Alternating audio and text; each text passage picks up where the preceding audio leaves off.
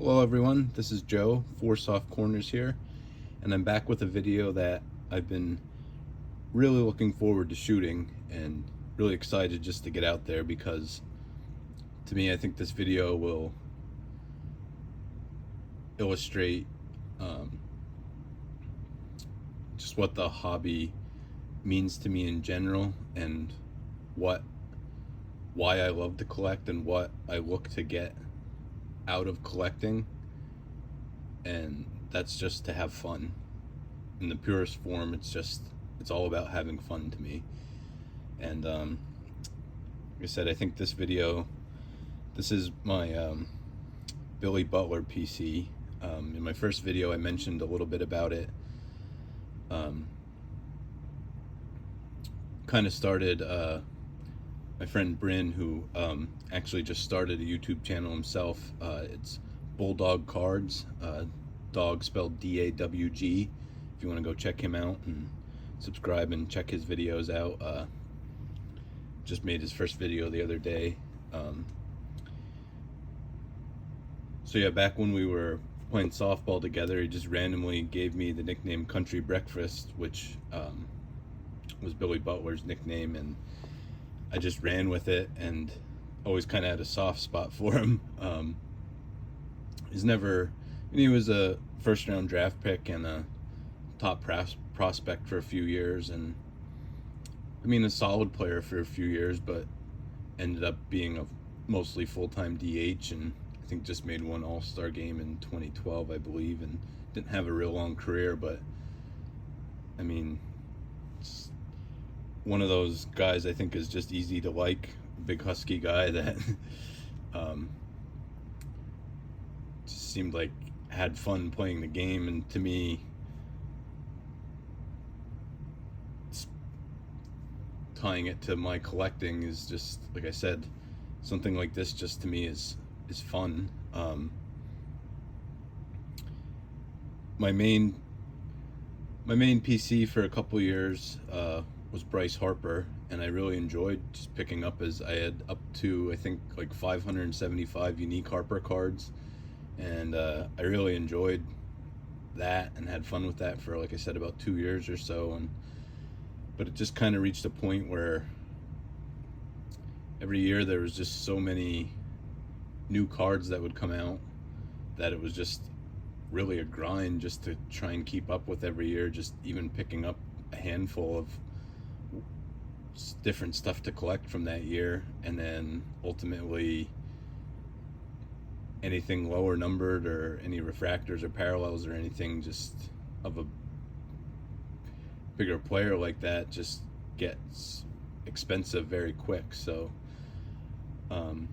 actually sold off most of my Harpers. I think I have about 75 or so left, but just a lot of base stuff.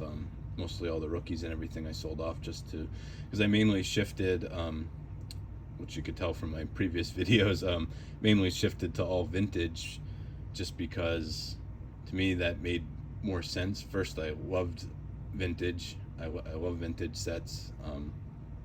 I primarily collect everything from 1950 to 1980, and to me that's just is so much simpler and so much.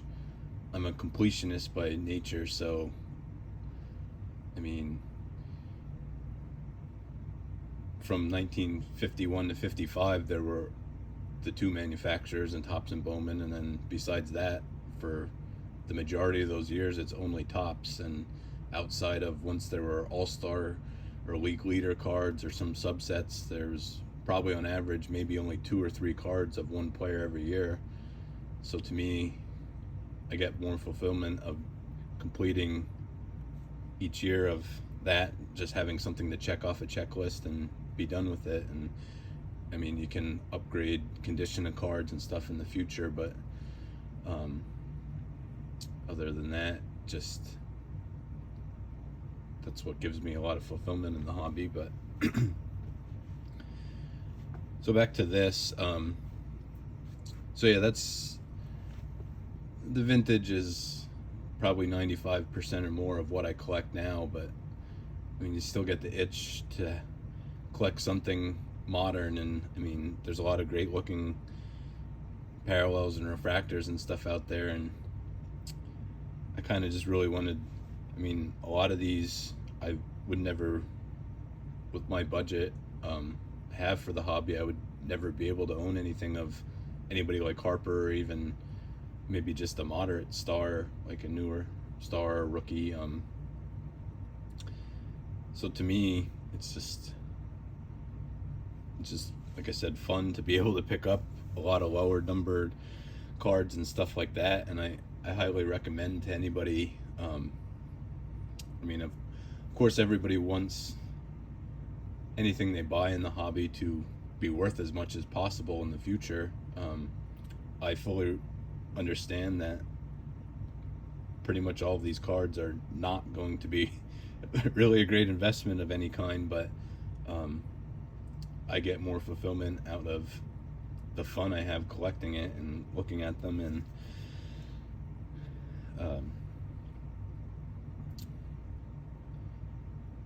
so we'll just start looking through them then. Also, I'm not really an autograph collector at all, but there was a few examples here that I just thought were, I mean, I guess I didn't really say, most of these cards were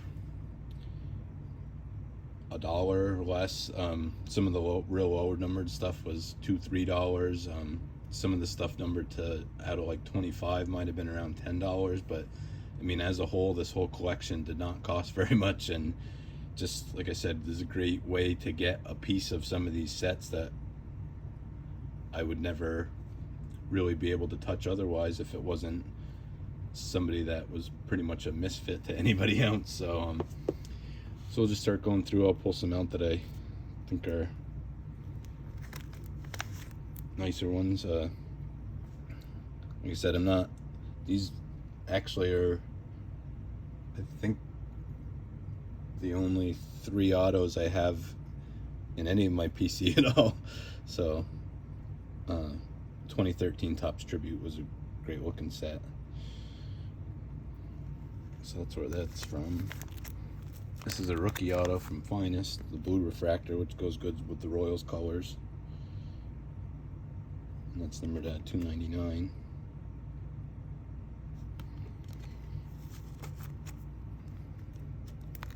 This is an orange refractor numbered at 25 from 2011 Bowman Chrome.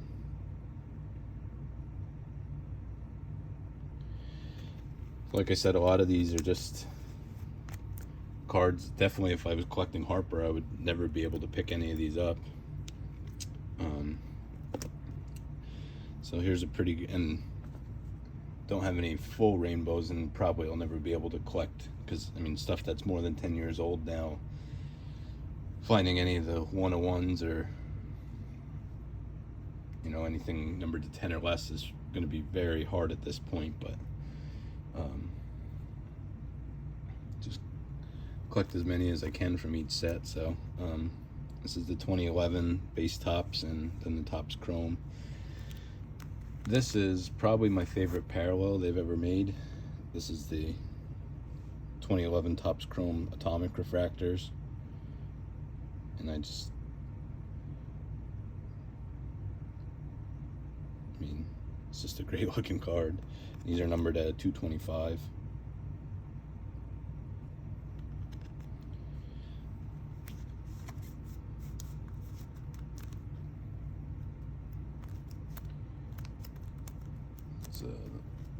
Seppias are numbered out of 75 back then.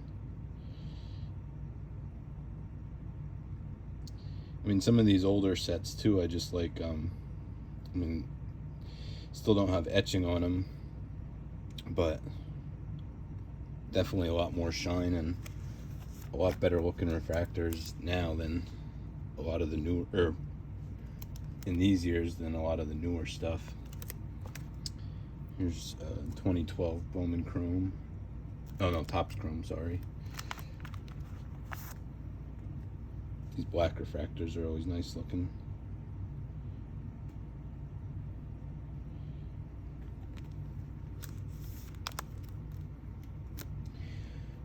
So yeah, most of these cards I picked up from ComC, which usually ComC I just end up with any cards that I just don't want to collect in any way. That I end up with, I just send off to there and put them towards cards I do want to collect. So that's, I mean, a large part of my collection, even with vintage sets and everything, has been bought through there. And basically almost all these have been bought through there, all these, because a lot of lower number parallels on there. And like I said, definitely not very high asking prices for some of these. Not much going on over on this page, just a lot of base stuff, but this is one I want to pick up. There's the 2013 Panini Prism. This looks great with the Royals color match, but there's a couple different prisms on there that I can pick up from that year I'd like to start a run of. These I just ended up with so many. This is from 2013 Bowman, and then the base tops. That's when I got back into the hobby, so just ripped so much of it that when I was going through boxes, I found all these different all of these, and just thought it would look good as a full page. So here's probably the year I think had the best looking refractors. This is 2013 Topps Chrome. This is well, between this and 14 is the biggest run I have, but I just think a lot of these are really great. This is just the base tops, but well, paper, not chrome. But this is actually, this might have been the most, I think this one was close to $15, because these numbered to 25.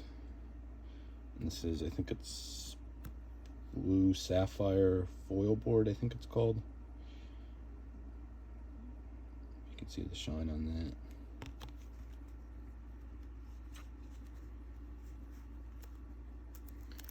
And here's another number to 25. This is the red refractor.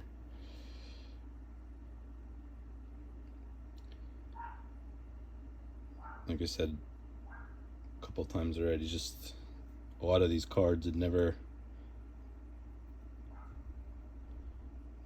I would just never allot my hobby budget towards anything that low numbered. So if I want to collect them in any way,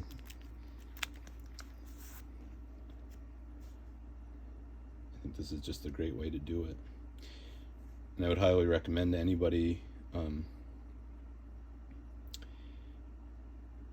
I mean, it's great to collect all the top guys. Like, I mean, you could have a big collection of Trout or Juan Soto, or I mean, like Mahomes, or anybody from football. And like I said, anybody that's from your favorite team or your favorite player, I mean, there's a reason to collect it. And especially the most popular guys is,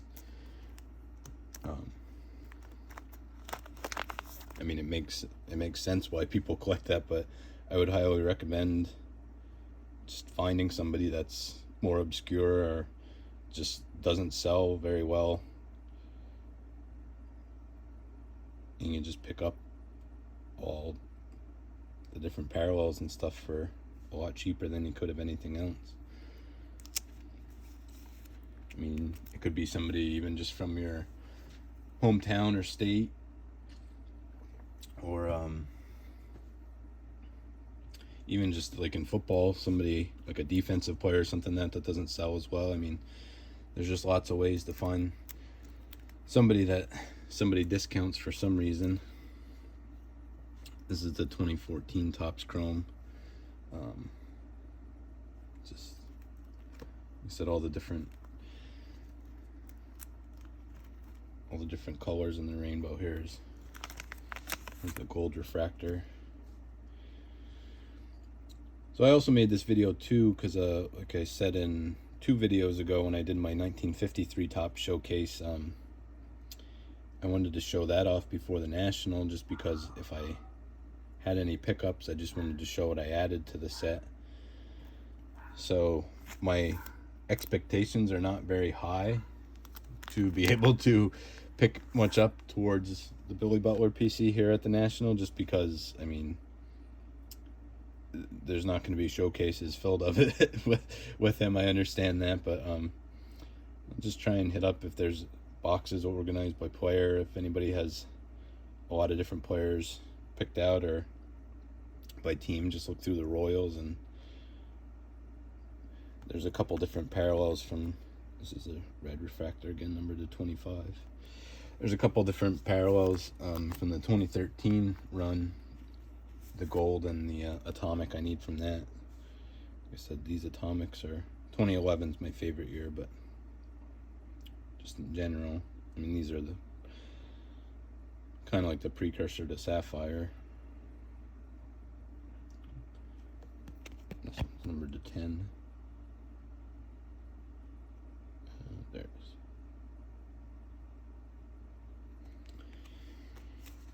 So I just wanted to show this off, one, because like I said, I've been really looking forward to it, just because I love this run of cards. And so also, just if I can find anything to pick up, there's a Sepia again, numbered to 75.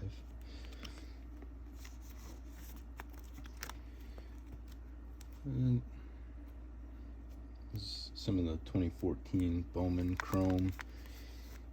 This was a neat refractor. I think they only did for 1 year. This is the Bubbles refractor. These are numbered out of 99.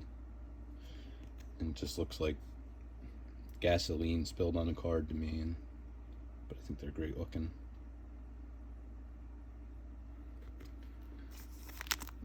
I also have a gold refractor from that year.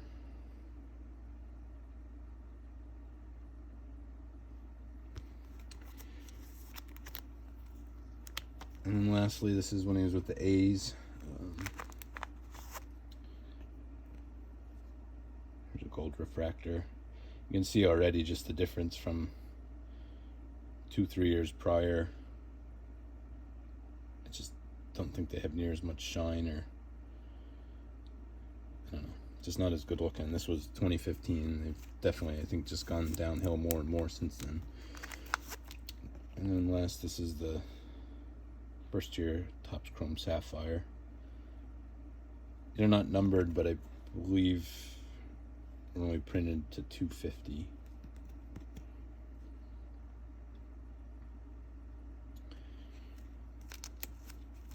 I forgot I showed this in the first video I made, but I do have one more on. This is from 2013 Topps 5-star. I think this card was like $4 or something like that. So, I mean, just how much 5-star cost back then, and get an auto out of it for like $4, I think is, like I said, it's just pure fun to me to collect these. So that's it for the Billy Butler PC. Like I said, I definitely would love to find something low numbered to pick up to add to this at the National. My expectations are not very high for that, but who knows. I'll probably make another video or two before the National, just to try and, like I said, some of the stuff that I plan to hopefully look for to pick up, just to get those collections just on record now, so that I can, once I add some stuff, I can show off more of what I've added. So but till now, that's it for this video. So everyone take care. Anybody that watches, subscribes, comments, likes the videos, thank you very much. Like I said before, it just means so much, and I just get such enjoyment out of this. And like I said, just everybody remember,